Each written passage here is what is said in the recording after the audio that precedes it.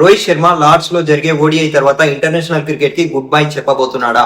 గత 2 రోజులుగా సోషల్ మీడియాలో ఇదే వార్త వైరల్ అయింది. కానీ ఇప్పుడు బీసీసీఐ అఫీషియల్ గా స్పందించింది.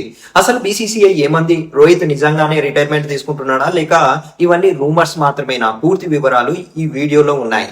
టీమిండియా కెప్టెన్ రోహిత్ శర్మ గురించి గత కొద్ది రోజులుగా భారీ చర్చ నడుస్తుంది. ఇంగ్లాండ్ తో జరుగుతున్న ఓడిఐ సిరీస్ లో రోహిత్ పెద్ద స్కోర్లు చేయలేకపోవడంతో లార్డ్స్ లో జరిగే ఓడిఐ అతని చివరి ఇంటర్నేషనల్ మ్యాచ్ అవుతుందని కొన్ని మీడియా కథనాలు ప్రచారం చేశాయి. ఈ వార్త సోషల్ మీడియాలో వేగంగా వైరల్ అయింది. కానీ ఇప్పుడు బీసీసీఐ సెక్రటరీ దేవజిత్ సైకియా ఈ రూమర్స్ పై అఫీషియల్ గా స్టేట్మెంట్ ఇచ్చారు. ఆయన మాట్లాడుతూ రోహిత్ శర్మ రిటైర్మెంట్ గురించి బీసీసీఐ లో ఎలాంటి చర్చ జరగలేదు. లార్డ్స్ లో ఓడిఐ అతని చివరి మ్యాచ్ కాదు. ప్రస్తుతం జరుగుతున్న ప్రచారం పూర్తిగా ఊహాగానాలే అని స్పష్టం చేశారు. ఇక దేవజిత్ సైకియా మాట్లాడుతూ రోహిత్ శర్మ భారత ఓడిఐ టీంలో రెగ్యులర్ మెంబర్. టీం ప్లాన్ లో ఉన్నంత కాలం అతను భారత జట్టుకు ఆడుతూనే ఉంటాడు అని తెలిపారు. అంటే ప్రస్తుతం రోహిత్ శర్మ రిటైర్మెంట్ ప్రకటించే ఆలోచనలో లేడని బీసీసీఐ స్పష్టంగా చెప్పింది.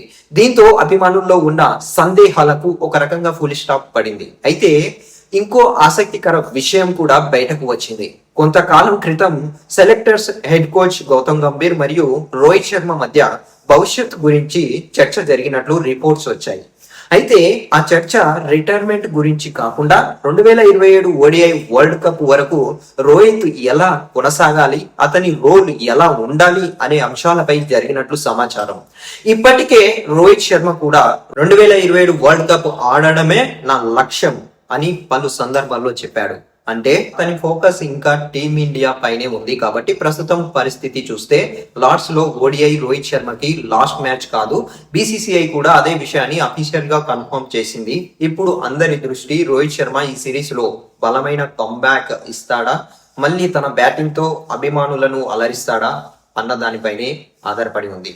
మీ అభిప్రాయం ఏంటి? రోహిత్ శర్మ 2027 వరల్డ్ కప్ వరకు టీమిండియాకి ఆడాలా లేక యువ ఆటగాళ్లకు అవకాశం ఇవ్వాలా? మీ ఒపీనియన్ ని కామెంట్ లో తప్పకుండా చెప్పండి. ఇలాంటి లేటెస్ట్ క్రికెట్ అప్డేట్స్ కోసం మా ఛానల్ ని సబ్స్క్రైబ్ చేయండి. And thank you for watching.